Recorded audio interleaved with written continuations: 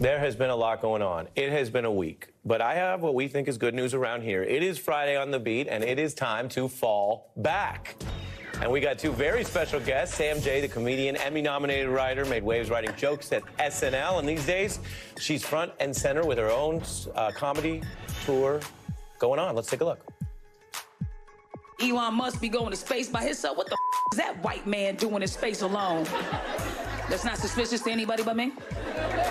I love my wife, I do. It's you know, she's here and I love her. She's supportive, but it's hard. She doesn't say a lot of things I care about. I was on a cruise when I found out Trump was the president. This one confused white lady, she kept saying, how did this happen in America? This is my America. We were so ready for a female president. And it was like, were we? Because less than a year ago, we weren't ready for female Ghostbusters. And that's not even a real job. Variety has named it one of the 10 comics to watch, and the second full-hour special is out now on HBO called Salute Me or Shoot Me. Back with us, Mark Thompson, host of Make It Plain podcast, a Fallback veteran.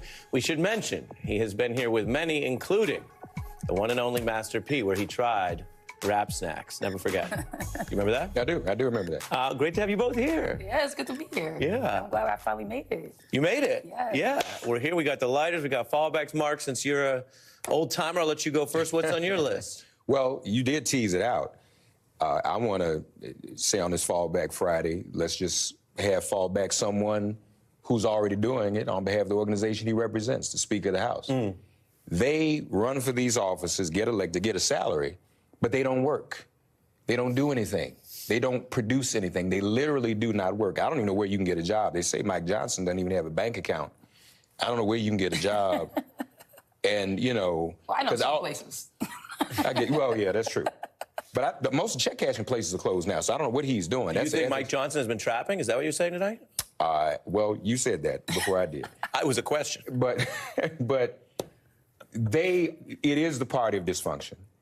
They are about to shut down the government again, and here's a speaker who was elected who voted for the shutdown that Kevin McCarthy compromised on before they ousted him.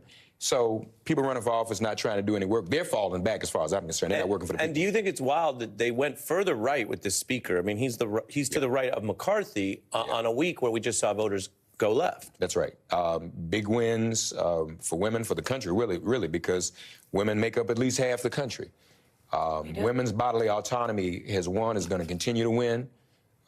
Remember in Rovember. That's the way it's going to be from now on. That was a bar. I know it's not original though. Okay. Well, Rovember is not original, but I put the Remember. Yeah, that's what I'm saying. That's Mark, if you're going to do a bar, it has to be original. You can't come to this table and just take. Well, the Remember in is original. No, I like it. I like it. I want to get to your fall. Do you have anything on that before I get to your fallback? I mean, you know what? I'm not going to pretend to be as versed as you in that. I'll just say I don't like how the man dresses, so get him out of here. Sometimes you get a vibe, though. Yeah. Sometimes the way someone presents themselves tells you something about bad vibes. What is on your fallback list? On my fallback is vegans acting like things that are not meat are meat. It is driving me crazy. All the mushroom meals. I saw a lady roast a carrot, and she called it a vegan hot dog, and it was just a roasted carrot in a bun. I'm over it. If you don't eat meat, but don't serve me up some scrambled up mushrooms and tell me that that's spaghetti sauce. Can I tell you something? On behalf of the news, because we deal in facts, you're 100% right. And it's annoying that when people try to do their thing, do your thing. But if meat is so bad, and that's what you're against, why do you keep bringing us the matriarchy? That's what I'm saying. If I may coin a bar. It's like, why are we doing this in the meat framework? And I have another one. You bring the topics. I know you're going to get into this, but you know what bothers me if I can fall back with you? Please, go crazy. Almond milk, oat milk. I love almond milk. But hear me out. Hear me out. It's almond water.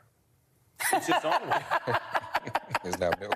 Okay. It's fine. Right. Drink it. Okay. Avoid the lactose. But you've got to brand it milk, even though you're anti-milk, and it's not milk. It's almond water. And I ask you, Sam Jay, would people buy it, drink it, and hype it as much if we called it almond water. I wouldn't want to put anything that says water on my cereal. So I think the branding is, you know what I mean? If it was almond water, then I'm not putting it on my cereal because that would make me feel like when I was a little kid and we would run out of milk, my mother would just like, put some water on it. You're like, that's gross. Flashback. Yeah. That's what John Trigger. Witherspoon told us on Friday. Exactly. Put some water on that.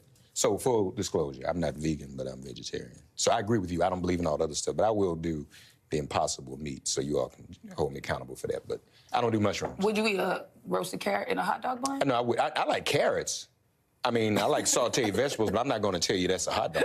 No, I'm not doing that. That's not me. I hate to do this, but it is Friday. Friday. Do you remember Mace, M-A$E? Of course. He said, I'm going to give you carrots till you feel like a rabbit. He did. Walk through the mall, anything you like, you can have it. Yeah. Great line. Let's talk about your comedy. I first learned about you from watching your stand-up. It was so funny. And it seems like you have your own style. I mean, funny people are just funny, like you're naturally funny. But you also seem very, very happy, strong-willed to just be yourself, to be young, to go out there, which in front of a live studio audience probably it wasn't easy at first. How'd you kind of find your voice or whatever? Man, I just kept getting up. I knew that I was gonna like fail more than I like succeeded at first. So I kind of like put in my head like, this is gonna be awkward for a while. You're not gonna get it right, but that's okay.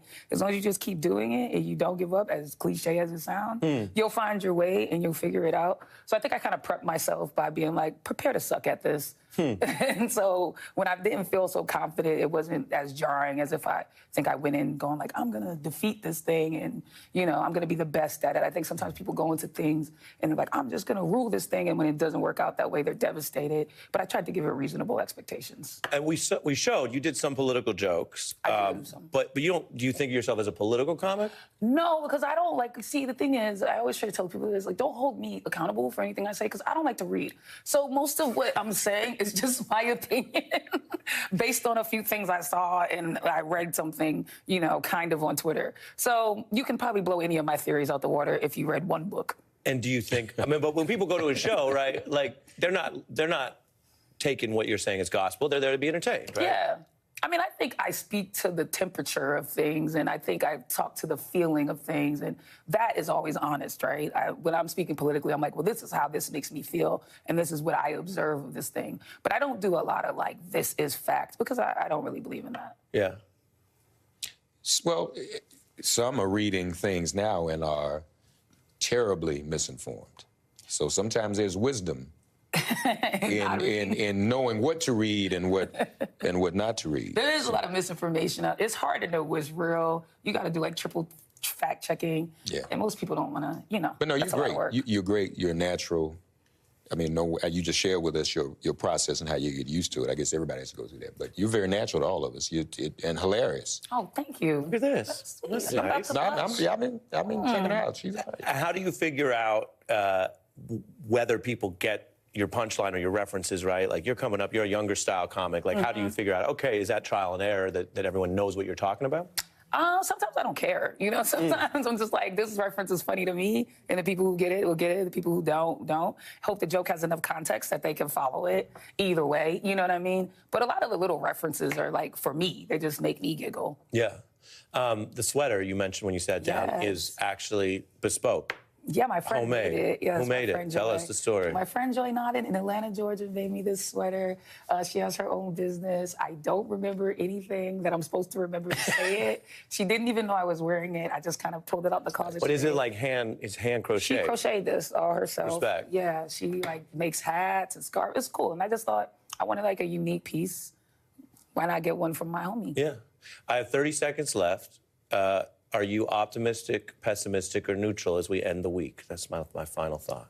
I'm optimistic. Yeah? Yeah. It's been a pretty good week. We're still in prayer for what's going on in the Middle East, of course. Yeah. And praying for all the civilians that are under attack right now. We hope there's a ceasefire, but we will see. But otherwise, I'm optimistic. Big win on Tuesday. I'm optimistic, too. I just, had a pretty cool week. I didn't see any rats this week, which is nice. Things looking up. You're in New York and you usually see rats. Every day, and I haven't seen that one. Bothers you? See, now you got to get used to it. Not anymore. Now you're giving America. Now you're giving America that New York perception, like we're always just jumping around rats and mice. That's not always the case. Depends on the street. We do. I mean, I'll say I see a rat. I'll see rats weekly, but not daily. How about that? You don't see rats daily. I don't see rats daily. I see the rats weekly. What, you see rats daily? I see at least one a day. I feel bad for New York. How do you want to weigh in on that? I'm about weekly too. Yeah. Okay. Not daily. Do you think it's so much rattage that you're not noticing when you see them? No, I notice. Okay. Because they're so big, you can't help but notice. So you still like Yeah, I came into Penn Station the other night, and they're, that's where they live. Now, I feel guilty like I'm not helping New York, but I didn't know that was going to happen. We never know what's going to happen on live TV. Such a fan of your work, so thanks for coming. I hope you come back. Thank you. And we see you all the time, sir. My cousin Dana crochets too, so we'll be right back. she's watching. Oh, yeah. I'll get a piece from her, for sure. All right. Yeah.